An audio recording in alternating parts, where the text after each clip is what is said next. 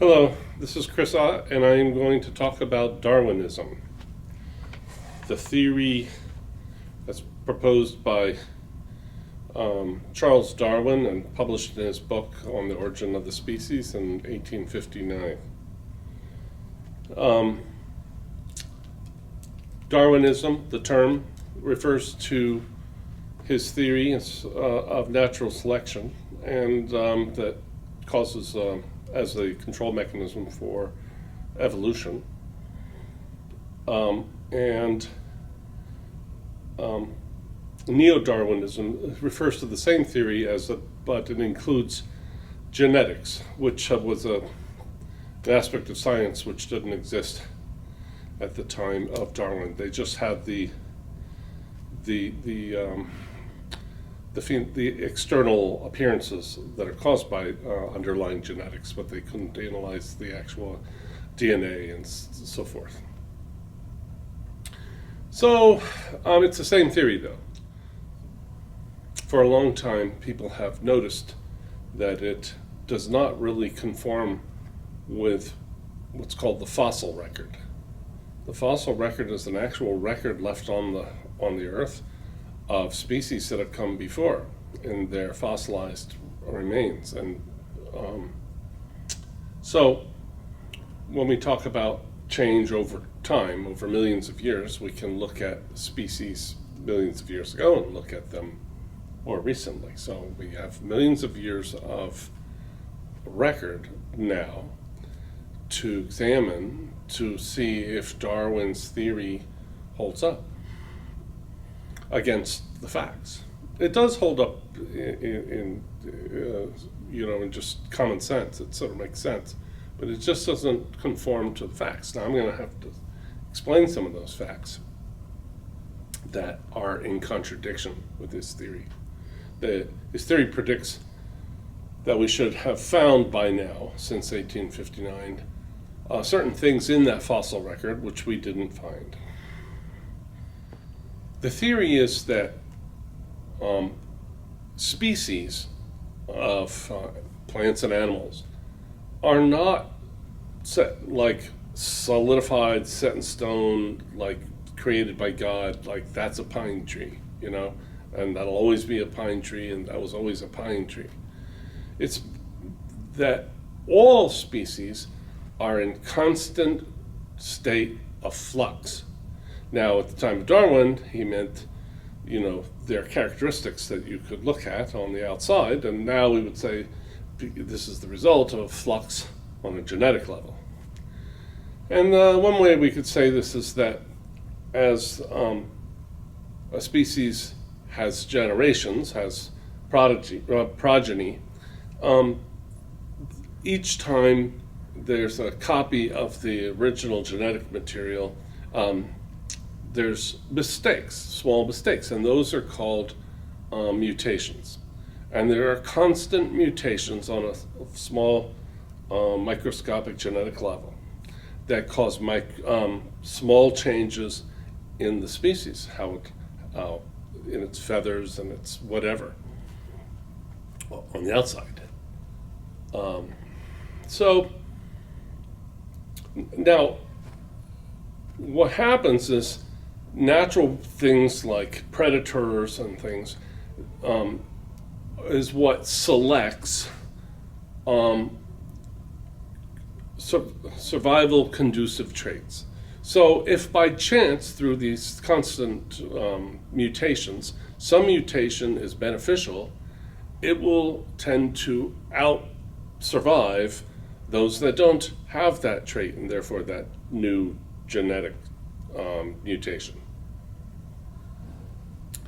But it is absolutely part of the theory that this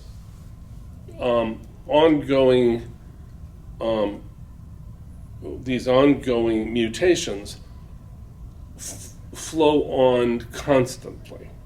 They don't, because there's nothing turning on the valve and turning it off. There's no designer. It's all based on accidents. Mutations are accidents. They're random. They're accidental. They have no intention. And So this has to happen for a long time with lots of change in order for some survival conducive mutation to come along that to select. Okay? So therefore, we should see in the fossil record constant change in all species. And we don't. We see species with no change at all for not millions of years, hundreds of millions of years. No change. Now, that non-change is a problem. Why aren't we seeing this what's called flux, this constant flux? The flux is like a flow. Why aren't we seeing a constant flow of mutations? They shouldn't be rare. They should be all the time. And so there should be a tremendous variety in the fossil record, and there's not. That is the problem, one of the biggest problems with Darwinism. It's actually a logical problem. If this is going on all the time, this gradual flux, then we should see it over long periods of time. We definitely should see. We shouldn't see a big absence of, say, 200 or 300 million years with none.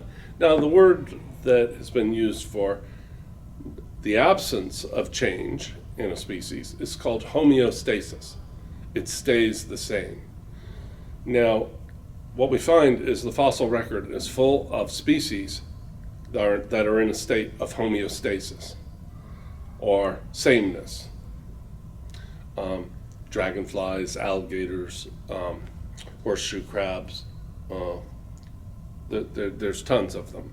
The coelacanth fish is often used because it's so old, 200 million years, no change from the fossils, and they still exist. All these still exist. There's been no change in all those years. So where is this constant flux, this constant genetic change? And if it's not there, the theory's wrong, because it's based on that being there. Now, it was easy for Darwin to assume it was there, and the early Darwinists to assume it would eventually be proven out in the fossil record, but it wasn't. In the 70s, this was became pretty publicly noticed, and it was proposed that there might be something called punctuated equilibrium, and that's where some kind of disaster happens in the environment, and that made a whole bunch of changes sometimes, but then the rest of the time nothing changed. Well, that's a preposterous idea. That's not even Darwinism. That's having the environment causing the genetic mutations to speed up. Why would that happen? If it suddenly got windier or colder, would the rabbits change? Would something change? And this also fails because they use this punctuated equilibrium to explain a change in one species, while all the other species in the same environment that had the same change had homeostasis. So it's just a bogus explanation. It's unbelievably irrational. Now there's Darwinists will try to be clever, and they'll try to start talking about changes at the level of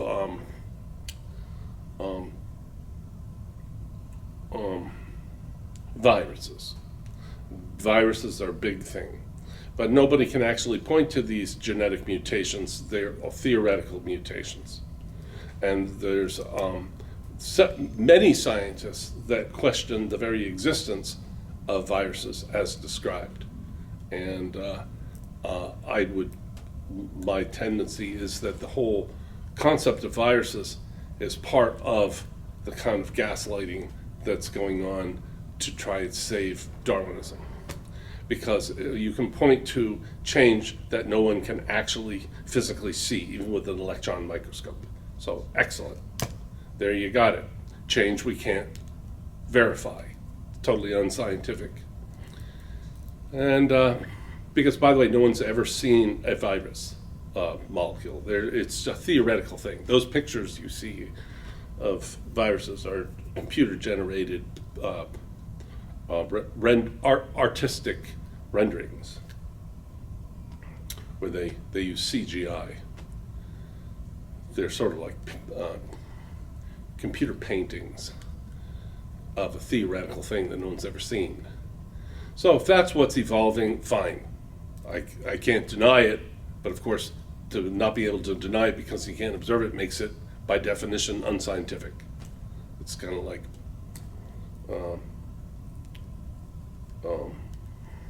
you know, astrology or something like that. Okay, that's all. Darwinism is wrong. I've written about this several places. It's not that evolution isn't happening.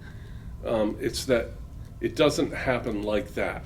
It may even happen gradually, but once a form has evolved, it stops and it reaches homeostasis because it's reached its purpose, which means that evolution is not purposeless and random and accidental, but actually it does have some kind of design or some kind of intention, because once a species reaches its ideal form, it stays that way. And there's all kinds of processes in nature that actually maintain homeostasis.